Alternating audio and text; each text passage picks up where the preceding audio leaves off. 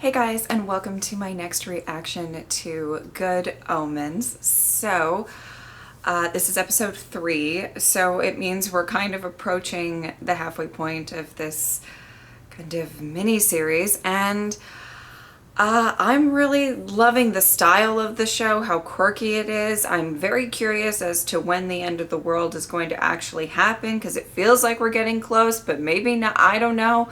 I guess we'll see. Let's get into it. Oh, we're back. Great. Where is the flaming sword I gave you, Aziraphale, to guard the Gate of Eden? Sword? Right. Hello, Aziraphale. Ah! So, giving the mortals a flaming sword, how did that work out for you? Build a big boat and fill it with a travelling zoo. From what I hear, God's a bit touchy. Not for kids. You can't kill kids. Oh That's not the kind no. of thing you'd expect Milo to do. That unicorn's gonna make a run for it! Yeah, the unicorn. Still a demon, though? What kind of stupid questions that? Still a demon? What else am I gonna be? An aardvark? I'm never eaten an oyster. Oh, let me tempt you to... Oh, no, that's your job, isn't it? Oh. Hello. I'm hoping to meet with the Black Knight. But you have found your death. Is that you under there, Crawley? Be easier if we both stayed at home. We just sent messages back to our head offices saying we'd done everything they asked for, wouldn't But it? that would be lying. Ah! I am shocked that you would even imply such a thing. We're not having this conversation. Not another Shocked. Right. Right. Oh, he just wants to stay home. This is one of Shakespeare's gloomy ones, is it? Oh, no wonder nobody's here. Hello, gentles. To be or not to be? That is the question. To be! I mean, not to be. Whether 'tis nobler in the mind. He's really adorable. He's very good, isn't he? Bit of a waste of effort. Both of us going all the way to Scotland. You cannot actually be suggesting what I infer. Fine, hands. Tails, I'm afraid. You're going to Scotland. It's been like this every performance, Juliet. It'd take a miracle to get anyone to come and see Hamlet. Yes, all right. I'll do that one, my treat. Oh, really?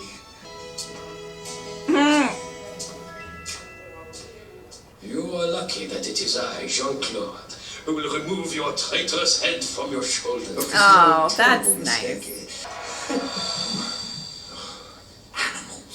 Animals don't kill each other with clever machines, Angel. Only humans do that. Crowley.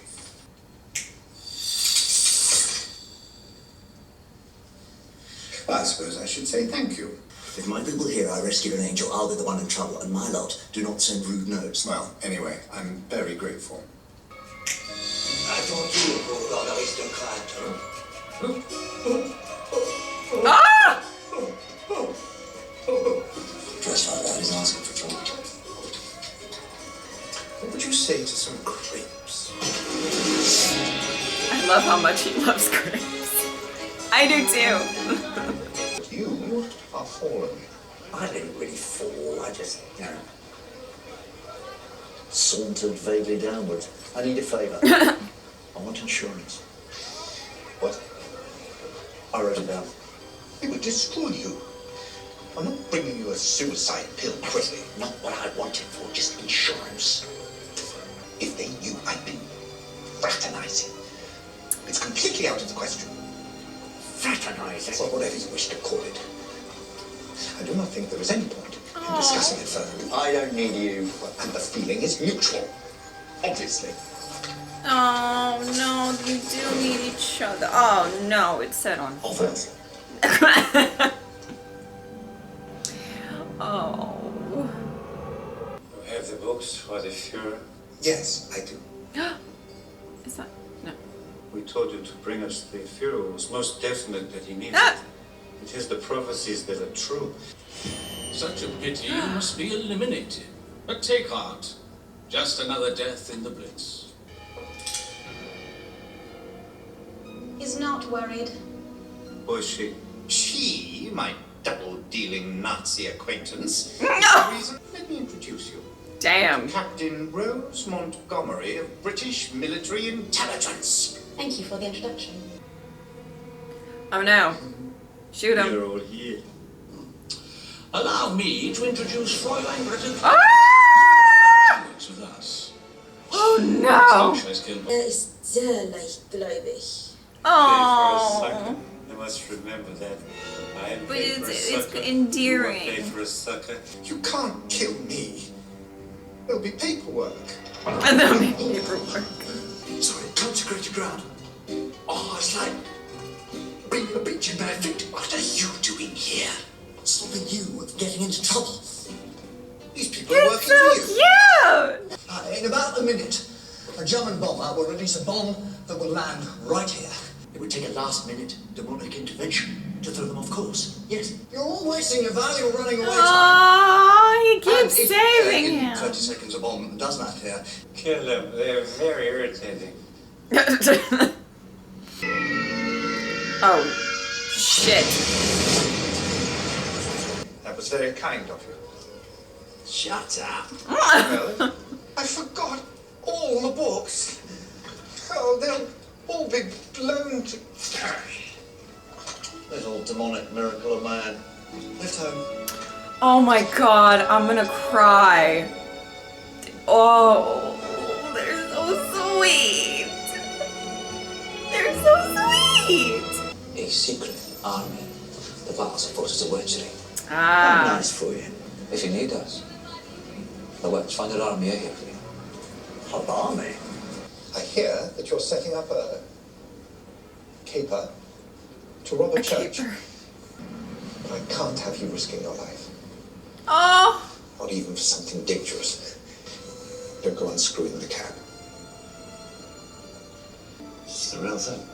The holiest. Oh. After everything you said. No, thank you. Well, don't look so disappointed. Perhaps one day we could, I don't know, go for a picnic. Oh. Anywhere you want to go.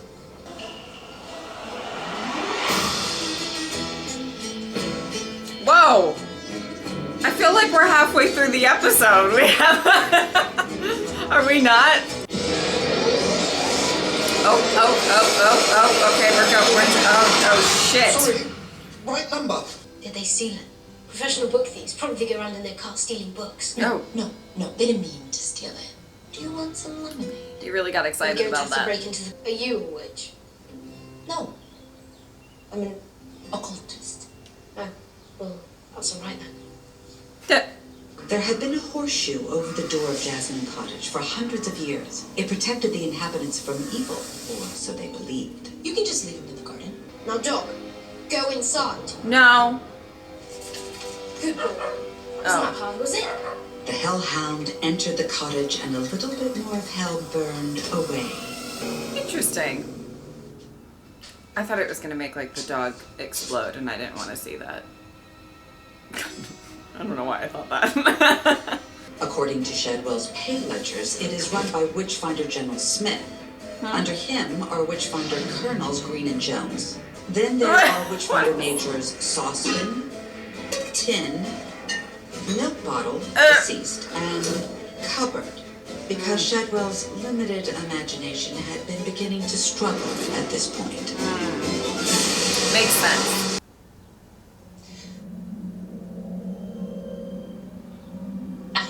I can't see your aura. It might have helped Anathema to understand what was going on if she understood the very simple reason why she couldn't see Adam's aura. It's for the same reason that people in Times Square can't see America. Oh. Wow. Got your message. That the other side might have lost track of him. The actual Antichrist might be, somewhere else. The Earth isn't going to just end itself, you know. No. Yes. Right. Uh-huh. They're a lovely bunch. I don't trust him. Hypotheticals indeed. Oh no! Do you have any men free? I need them to poke about a bit. There's a boy I need placed under observation. I need to know where he is at all times. I can give you his address. Oh man. Put the squad of my best men on to it. Oh, good. Thank you so much.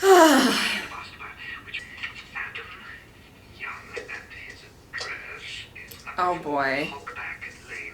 He called himself Dr. Raven Sable, but you know him by another name. He loves hunger. He loves Oh, here we not go. eating enough. A balloon filled with lavender scented air. It is the first course. I've never seen a room. Press this button when you hand over the chow. And don't call it food, it's chow. Chow can help you to lose weight, hair, and kidney functions may cause any leakage. Enjoy your meal. Oh, that does not. Oh, uh-oh. it was you. Looked around, I thought, tall gent with a beard, nice suit. It's a package. Oh, this is it the same guy? I think. The measuring scales. Finally. There's people from Tibet watching everything we do through hidden tunnels. Do you think he's alright? He's fine.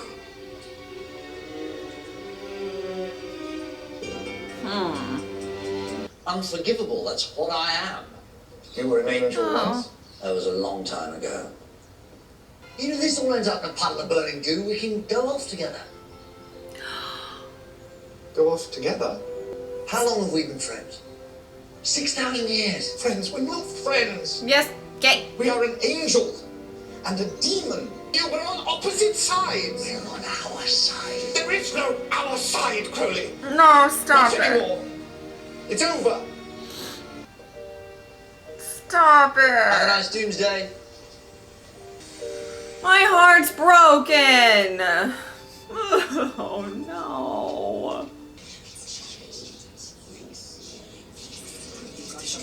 Uh-oh.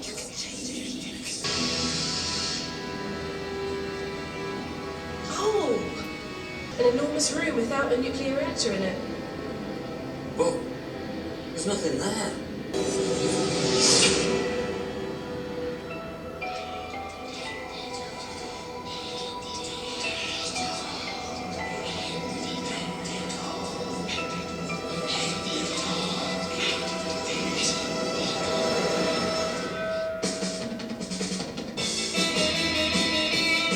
Whoa, okay. Well, that was a lot to take in. I liked how this episode seemed to be kind of like put into sort of two parts. And the first part, obviously very, obviously just focused on Crowley and Aziraphale and their relationship and everything that's kind of, you know,